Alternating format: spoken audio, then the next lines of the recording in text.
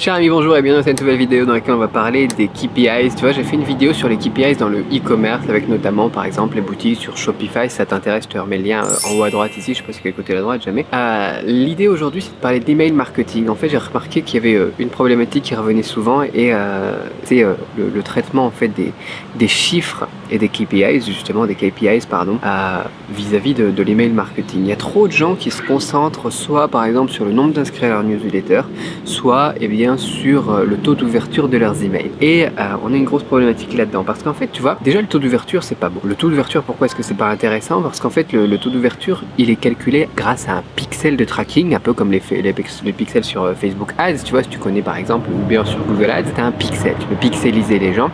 Et qu'est-ce que c'est un pixel? C'est une image de 1 sur 1 pixel et dès qu'elle est activée, eh bien tu peux avoir toute une série d'informations de tracking. Le problème c'est que pour les emails, il y a plein de gens qui désactivent les images et du coup les pixels tracking ne fonctionnent pas et du coup la statistique sur le taux d'ouverture d'email n'est pas valable, elle n'est pas bonne. Tu vois, tu pourrais très bien envoyer des emails du coup sans avoir cette statistique que ce serait la même chose. Donc ça c'est une mauvaise statistique. Tu vas dire voilà, mon taux d'ouverture il a changé, il est moins bon, il est pas bon ou n'importe quoi, j'ai que 20% ou je sais pas quoi. Parce qu'au final ça va dépendre de la population, du service d'email qu'ils utilisent et si par défaut ils ont utilisé ou pas, activé ou pas par exemple les images par défaut sur tes mailings. Et ça c'est très variable et c'est pas quelque chose sur lequel tu as du contrôle. Donc c'est une très mauvaise statistique je pense à suivre. Il faut pas suivre ça, on s'en fout du taux d'ouverture. Je vais t'expliquer après pourquoi. Deuxième chose, c'est le nombre d'inscrits. Le nombre d'inscrits, c'est très facile d'avoir énormément d'inscrits à ta mailing list. Par exemple, tu fais un concours débile en disant voilà un iPhone à gagner si tu partages ça à 5 amis qui s'inscrivent à leur tour, etc. Tu peux très vite avoir une liste d'emails de 10 000, 20 000, 50 000, 100 000 personnes, tu vois, pour pas cher en plus. Le problème, c'est que tu vas avoir que des kékés dessus. Et du coup, le jour où tu vas leur proposer quelque chose à acheter, par exemple une formation, un produit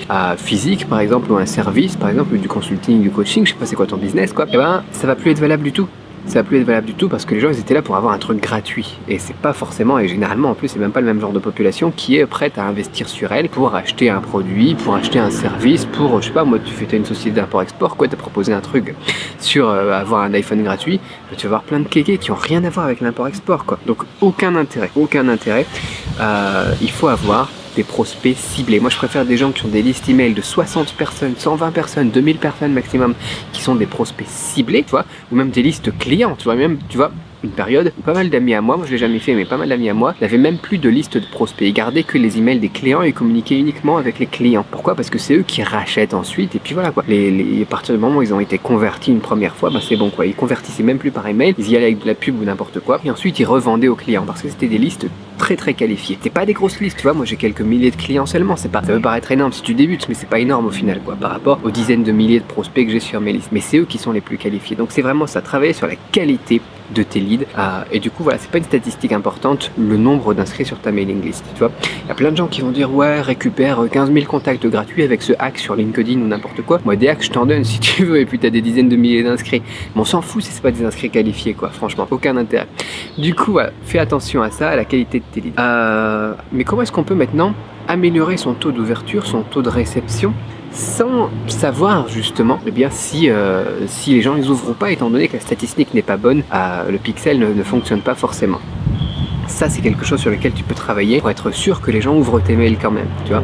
Donc bien évidemment je ne veux pas te parler du marketing etc, tu vois, je fais des autres vidéos là-dessus, tu t'abonnes sur cette chaîne, tu vas avoir plein d'informations là-dessus, tu vas voir au niveau du marketing, de convaincre, de persuader etc, comment faire un bon titre, un titre qui donne envie de lire les mails etc. L'idée maintenant ça va être de travailler sur le côté technique de la chose pour être sûr que les gens ils reçoivent bien au moins dans leur boîte, tu vois, parce que tu ne sois pas identifié comme un spammer. Si tu es identifié comme un spammer plusieurs fois, les ISP, comment ça s'appelle, les fournisseurs d'accès à internet, fournisseurs d'email, etc., ils vont te bloquer. Donc comment jouer avec ça? Ce qu'il va falloir faire déjà, moi ce que je te recommande, c'est d'avoir un double opt-in sur ton email. C'est-à-dire que les gens ils vont s'inscrire, d'accord? Tu leur dis, vous allez recevoir un email sur lequel il faudra confirmer votre adresse mail. Comme ça, au pire, tout de suite, c'est frais dans leur mémoire. S'ils le trouvent pas, ils vont aller voir dans les spams, ils vont te sortir des spams, et ensuite ils vont valider. Et puis au moins, tu es sûr qu'ils avaient entré la bonne adresse email ou ce genre de choses. Donc le double opt-in, c'est vraiment quelque chose que je recommande. Et en plus, maintenant, avec tout ce qui est les lois, RPGD, RDPG, ou je sais pas comment est-ce qu'on dit en français, c'est dans quel ordre. Quoi qu'il en soit, eh bien tu regardes, et puis tu mets un double opt-in, c'est beaucoup mieux, je trouve. Tu vas voir un taux d'inscription un petit peu plus bas. Mais encore une fois, ce sera des gens qui veulent vraiment aller au bout de la chose, qui seront qualifiés. On en a parlé juste avant. Autre chose, si possible, essaye d'avoir ta propre adresse IP pour l'envoi. C'est-à-dire que si tu travailles avec des trucs comme Aweber ou comme, je sais pas moi, HoloS Data ou bien alors Mailchimp ou n'importe quoi, généralement tu vas avoir une IP qui est mutualisée. C'est-à-dire que vous êtes plusieurs personnes à envoyer des emails depuis le même serveur. Et du coup, si les autres, ils envoient de la merde, ils envoient du spam, ils envoient des arnaques, etc., ils vont être notés comme spam. Et l'IP, elle va être blacklistée, elle va perdre en crédibilité. On a un score pour les adresses IP. Et du coup, eh ben, toi, tu vas être impacté aussi et tes emails auront une moins bonne délivrabilité. Et du coup, bah, tu vas être impacté. Voilà, tu vas perdre de l'ouverture parce que les gens ne recevront même plus tes emails. Donc avoir une IP privée, c'est important. Même si tu es sur Aweber ou n'importe quoi, tu peux, je pense, avoir une IP privée. Alors moi, je suis plus sur des trucs comme ça. Tu vois, moi, je suis sur des... j'ai été sur Mailchimp, mais la version Mandrill, c'est-à-dire pour les professionnels, avec un serveur personnalisé et, comment ça s'appelle, une adresse IP privée. Et maintenant, je suis majoritairement sur des serveurs que je monte moi-même sur Amazon SES, avec Amazon SES sur des Amazon EC2.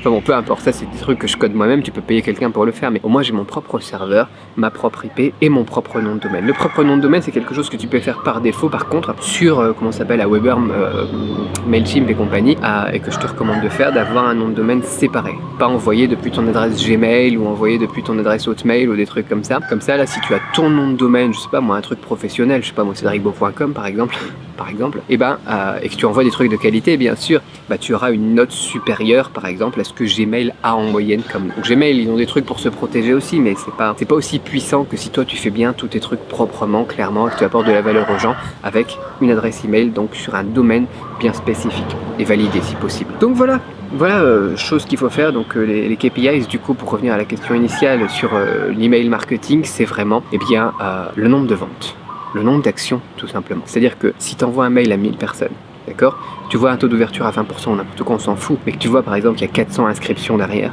tu vois, qu'il y a 300 ventes derrière, et bien là tu as un très très bon taux et c'est quelque chose que tu peux suivre. Donc le nombre d'euros que tu gagnes à chaque email envoyé, la récurrence d'achat sur la liste ou des choses comme ça, on se retrouve un petit peu sur les KPIs qu'on avait donc pour Shopify, c'est beaucoup plus intéressant que le reste. Donc pour moi, pour savoir si un mailing a bien marché, ma question c'est pas de voir est-ce qu'il y a un bon taux d'ouverture, c'est de voir est-ce qu'on n'a pas eu trop de désinscriptions éventuellement, et surtout combien ça a fait d'euros, c'est tout. Voilà, tu regardes l'action. Si pour toi l'action c'est d'avoir des abonnés sur YouTube, tu regardes le nombre d'abonnés quoi.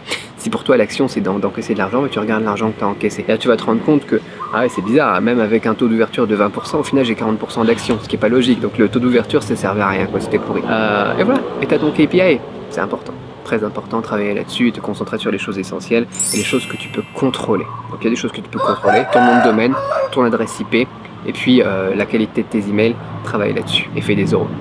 Voilà, petite réflexion que j'avais envie de faire sur l'email marketing. On en reparlera, l'email marketing, c'est quelque chose qui me botte beaucoup, le copywriting, l'email marketing, c'est quelque chose que je fais beaucoup, comme tu le vois. Donc on en reparlera dans d'autres vidéos, abonne-toi si c'est pas déjà fait. Et moi je te dis à très vite pour une autre vidéo. Puis si tu as des questions justement spécifiques sur l'email marketing, laisse-les en dessous, comme ça je les traiterai en priorité. Et puis, ouais, ciao.